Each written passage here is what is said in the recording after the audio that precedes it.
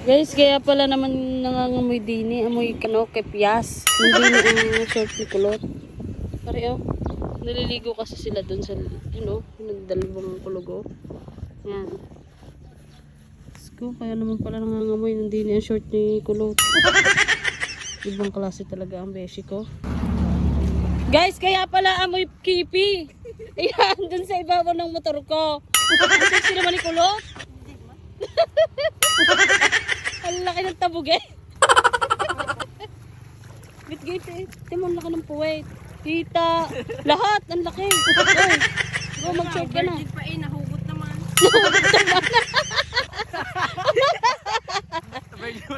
Virgin ka naman dapat nahugot. Nahugot ka? Kala ko inasarapan ka eh.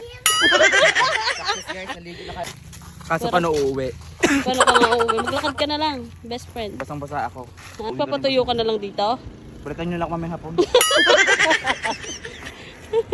Binali ka. Patingin nga ng cleavage ni best friend. Ito. Patingin nga. Laki.